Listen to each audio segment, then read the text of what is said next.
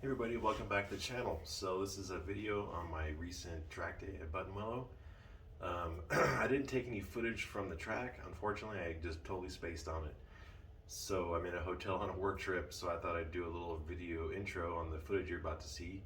It was a interesting day. I did a number of mods of the car before this track event.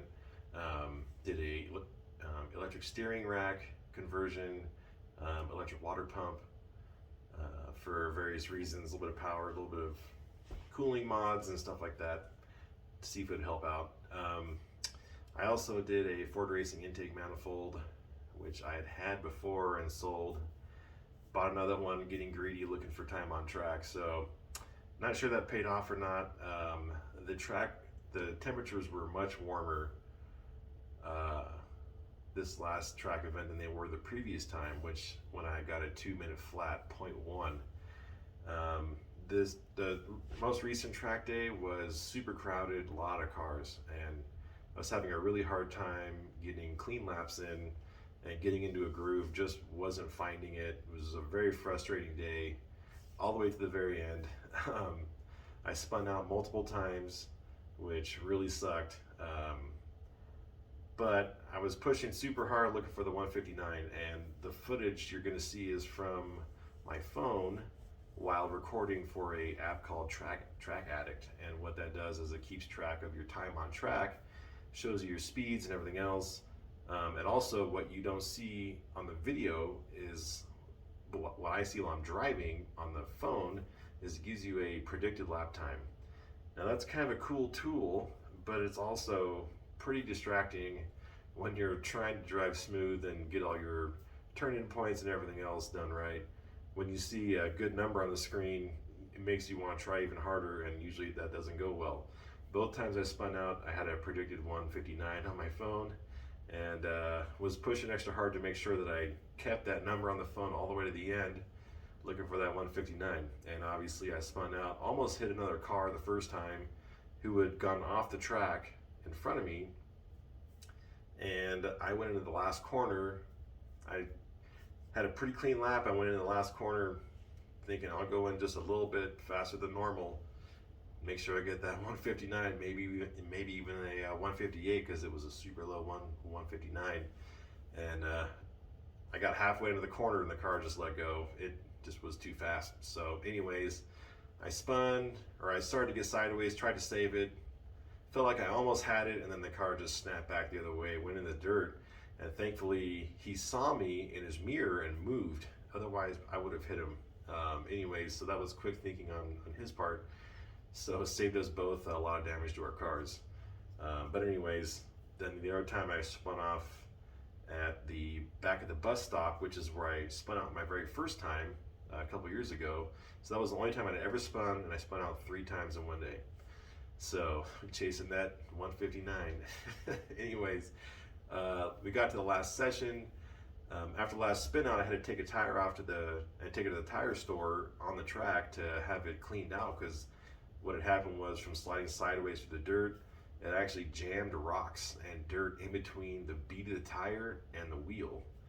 And how I didn't bend a wheel, I have no idea. It's a freaking miracle, because both times I spun off were really rough, over the curbs, into the dirt and everything else. But anyways, they got my tire cleaned out and fixed up. I put it back on the car, and my son had been wanting to go on track since the last time we went to the track, and that's all he could talk about. So I'm thinking, well, I'll sneak him on track for a couple of laps, and then I'll see how it goes, and if it's going good, maybe I'll shoot for the 159. So I took him out for a few laps. He had a great time, loved it, which is a little different than the last guy I gave a ride to. He got sick at the end of it, but anyways, so the 5th session of the day, which is a bonus session, so it's anybody from the whole track day. So all the different groups, we had super fast cars that were faster than me, they had really slow cars that were way slower than me, and there was a ton of cars on track, and I've never seen a bonus session so full in my life. And a number of times I had a 158 or a 159 estimated time on my phone. I would get super pumped, and then there would be a Miata or some guy in his cool-off lap.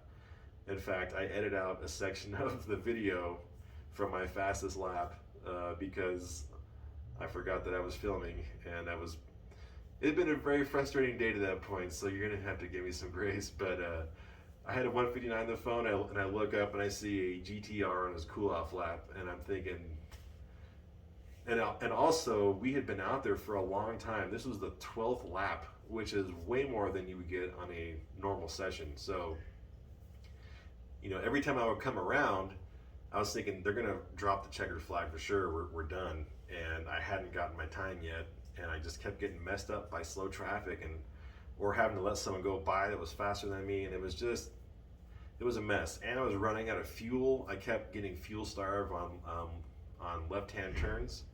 So it was a total disaster. I was super frustrated, and I said some things I shouldn't have said. So I cut that out of the video. So there's a little section there that doesn't make any sense because it's missing information. But anyways, I ended up getting a 159.3 according to the actual track data. The app showed a 159.4. But anyways, obviously super pumped, especially after a full day of just not getting where I wanted to be.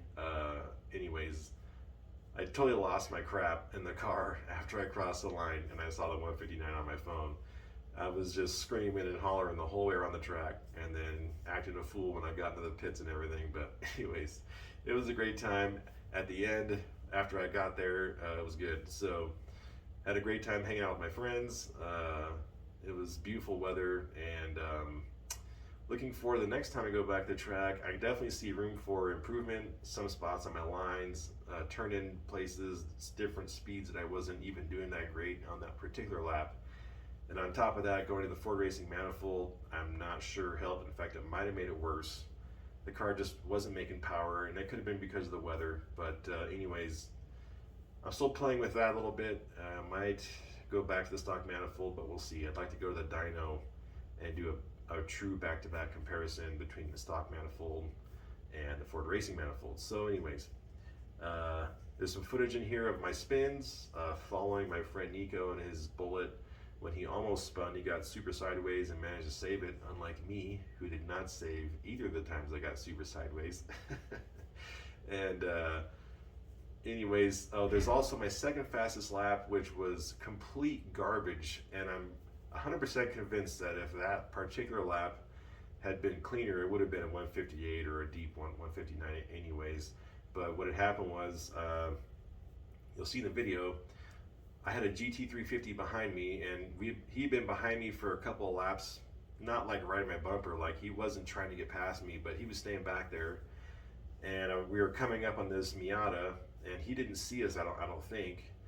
And we're coming up the back straight, which he should have seen us and let us go by, but he didn't get out of the groove. So I kind of made the split second decision to pass him on the left-hand side going through the corner, since at that point, I was hoping he was going to lift going down the back straight when he saw us coming and get out of the way, but he didn't lift, and he didn't move, he didn't do anything, and by that point I already moved over to the left, and so I'm thinking, well, this is not good. So I ended up slowing way down in that corner to make sure I didn't hit him, because he was going through the corner at the same time.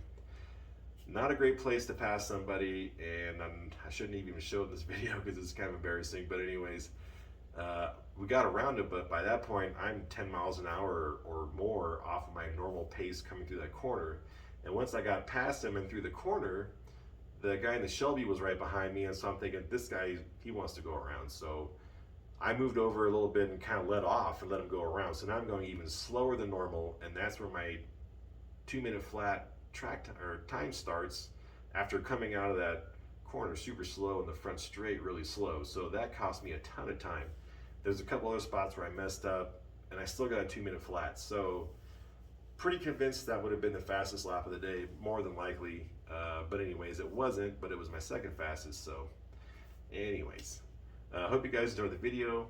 And hopefully I'll be back to the track somewhat soon, probably not this spring. It'll probably end up being in the fall. But anyways, I want to get to the dyno and do some testing and see what I can do for power. But anyways, I got some safety stuff to do. I got to put in a roll cage or a roll bar and get a harness and all that stuff before my other buddy disowns me for being unsafe, wearing an open face helmet and not having an airbag or a roll bar or any of that safety stuff you should probably be having when you're going as fast as we're going on this track. So anyways, that's enough talking from me. Hope you guys like the video clips, and we'll see you in the next one.